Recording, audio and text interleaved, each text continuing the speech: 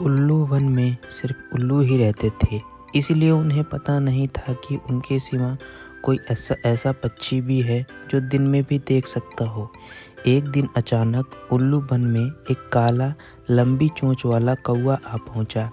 उसने चश्मा पहन रखा था, उसकी गर्दन में एक थैला लटक रहा था। रात होते ही वन में उल्लू झुंड बनाकर उस विचित्र पक्षी को देखने पहुंचे। एक उल्लू के पास आकर उससे पूछा, आप कौन हैं और कहाँ से आए हैं? मैं भगवान का दूत हूँ।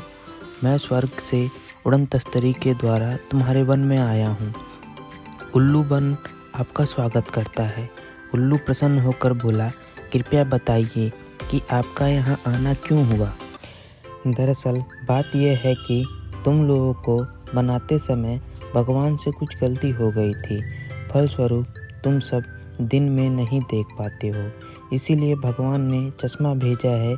इसे पहनकर तुम सब दिन में भी देख सकते हो।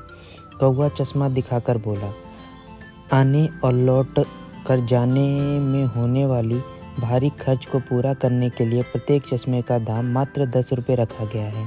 जो चाहे खरीद सकता है। मैं सुबह स्वर्ग लौट जाऊंगा। वन के सब उल्लू चकित और खुश करने लगे। फिर एक उल्लू बोला, हमें कैसे विश्वास हो कि आप चश्मे का गुण वही है जो आप बता रहे हैं। सूर्य उगने ही वाला है, अभी परीक्षा हो जाएगी, लेकिन मुझे अगली सुबह तक रुकना पड़ेगा। कौवा बोला। थोड़ी देर में जब दिन का उजाला फैल गया तो कौवे ने बरगद के सामने वाले पेड़ पर जाकर बारी बारी के चश्मे पहनकर बताया कि कौन उल्लू अपनी जगह से खिसका, किसने चोंच खोली, किसने अपने पंख फड़फड़ाए, किस डाल पर कितने उल्लू किस दिशा में बैठे हैं, आदि आदि। सभी को विश्वास हो गया, लेकिन एक सबसे बूढ़ा उल्लू जो अब तक एक ओर बैठा सोच रहा था कि यह विचित्र पक्षी कौवा ही है, क्योंकि उसके दादाजी ने बताया था कि एक पंछी काला लंबी चोंच वाला कौवा होता है। वही दिन में भी देखता है और बेहद चालाक और ठग होता है।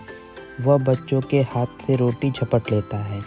बूढ़े उल्लू ने अपना शक सब उल्लुओं को बता दिया।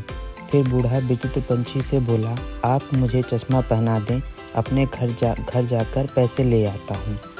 इस चश्मे को सिर्फ रात में ही खरीदा जा सकता है और बगैर खरीदे पहना नहीं जा सकता। ऐसा भगवान का आदेश है। सब उल्लू संदेह करने लगे। कुछ देर बाद वह बूढ़ा उल्लू बोला, दूध भाई बहुत दूर से हमारी सेवा के लिए आए हैं, अतः आपको स्वागत भोज देंगे। कृपया बरगद के खोर में चलें। बरगद की खोखर में अंधेरा था, लेकिन खाने पीने की अच्छी व्यवस्था थी।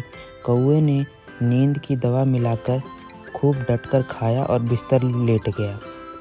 कौवे को सोते हुए एक उल्लू चश्मा पहनकर बाहर जमीन पर गिर पड़ा।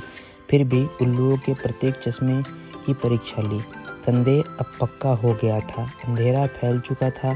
कौवा बिस्तर से उठकर बोला, जो चाहे झटपट चश्मा खरीद ले, मैं अब स्वर्ग जाऊंगा। कौवा जी, हमें आपकी और आपके चश्मे की परीक्षा ले ली है। अब आपका स्वर्ग जानने के लिए तैयार हो जाइए।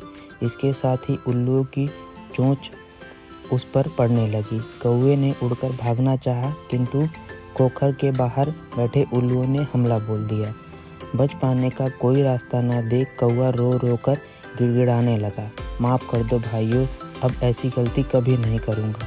भगवान के दूत को माफ़ करने की औकात भला हमें कहाँ। और सब उल्लू खिलखिलाकर हंसने लगे।